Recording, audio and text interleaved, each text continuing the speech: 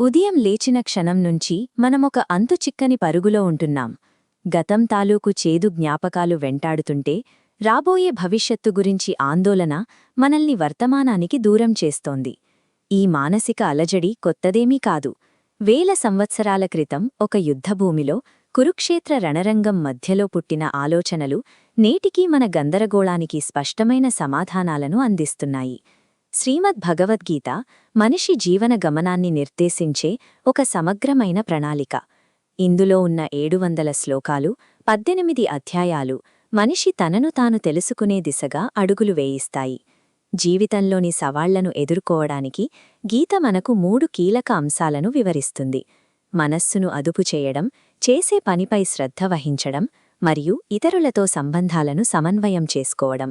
ఈ సూత్రాలను లోతుగా పరిశీలించినప్పుడు దైనందిన జీవితంలో మనం ఎదుర్కొనే ఒత్తిడిని అధిగమించి స్థిరమైన ఆలోచనలతో ముందుకు సాగడం సాధ్యమవుతుంది.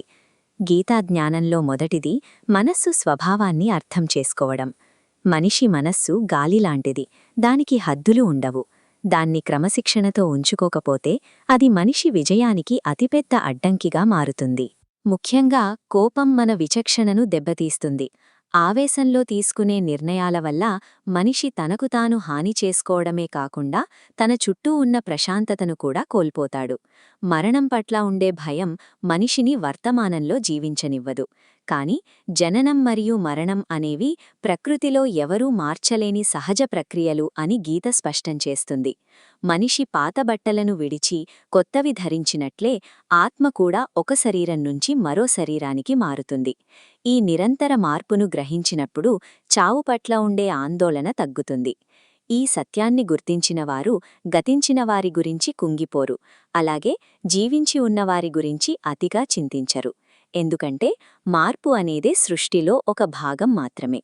మనస్సును అదుపులో ఉంచుకుని భయాన్ని వదిలిపెట్టినప్పుడే ఒక వ్యక్తి ఏ ఆందోళన లేకుండా ప్రస్తుత క్షణంలో తన పనిపై దృష్టి పెట్టగలడు. కర్మ చేయడం అనేది మనిషి సహజ లక్షణం. మనం చేసే ప్రతి పని, మనం తీసుకునే ప్రతి నిర్ణయం ఒక కర్మగానే పరిగణించబడుతుంది. కర్మ చేయకుండా ఏ ప్రాణి ఉండలేదు. ఇక్కడ కీలకమైన విషయమేమిటంటే ఫలితం గురించి ముందే ఊహించకుండా మన బాధ్యతను మనం నిర్వహించడం. ఫలితంపై ఆశ లేనప్పుడు పనిలో ఒత్తిడి ఉండదు. మనం ఈ లోకంలోకి ఖాళీ చేతులతో వచ్చాం. వెళ్లేటప్పుడు కూడా ఏమీ తీసుకువెళ్లం. అలాంటప్పుడు నాది అనే అహంకారం మనల్ని అనవసరమైన బంధనాల్లా పడేస్తుంది. సమయం ఎప్పుడూ ఒకేలా ఉండదు. మన కష్టసుఖాలు మనం గతంలో చేసిన పనుల ఫలితమే. కాబట్టి ఇప్పుడు మనం చేసే మంచి కర్మలే మన భవిష్యత్తును నిర్ణయిస్తాయి. జీవితంలో ఎదురయ్యే కష్టాలు మనల్ని బలహీనపరచడానికి రావు. మనలో దాగి ఉన్న సామర్థ్యాన్ని, సహనాన్ని పరీక్షించి మనల్ని మరింత దృఢంగా మార్చడానికి వస్తాయి. ఫలితం పట్ల ఆశను వదిలి కేవలం తన కర్తవ్యంపై మాత్రమే శ్రద్ధ చూపే వ్యక్తి ఏ పరిస్థితుల్లోనైనా స్థిరంగా నిలబడతాడు. సమాజంలో మన ప్రవర్తన మన వ్యక్తిత్వాన్ని ప్రతిబింబిస్తుంది. తక్కువగా మాట్లాడటం, అవసరమైనప్పుడు నిశ్శబ్దంగా ఉండటం వల్ల చాలా వరకు వివాదాలను, తప్పులను ముందే నివారించవచ్చు. సంబంధాల మధ్య దూరం పెరగడానికి ప్రధాన కారణం అహంకారం. ప్రేమ ఎప్పుడూ ఇతరులను క్షమించే మార్గాన్ని వెతుకుతుంది. కాని అహంకారం కేవలం తన మాటే నెగ్గాలని కోరుకుంటుంది. భావోద్వేగాల అదుపులో లేనప్పుడు నిర్ణయాలు తీసుకోకూడదు. తీవ్రమైన కోపంలో ఉన్నప్పుడు గాని, అమితమైన ఆనందంలో ఉన్నప్పుడు గాని ఇచ్చే మాటలు తరచూ ఇబ్బందులకు దారితీస్తాయి. అలాగే ఆత్మగౌరవాన్ని కాపాడుకోవడం కూడా ముఖ్యమే. మనల్ని గౌరవించని చోట మనం ఉండటం వల్ల ఇతరులు మనల్ని తక్కువగా చూసే అవకాశం ఉంటుంది. ఎదుటివారి పట్ల కరుణ చూపిస్తూ అదే సమయంలో మన వ్యక్తిత్వాన్ని కాపాడుకుంటూ జీవించడమే సంబంధాల నిర్వహణలో అసలైన నేర్పు. మనస్సును, కర్మను మరియు సంబంధాలను సమన్వయం చేసుకున్న వ్యక్తి ఈ ఆలయంలాగే చుట్టూ అలజడి ఉన్నా లోపల నిశ్చలంగా ఉండగలుగుతాడు.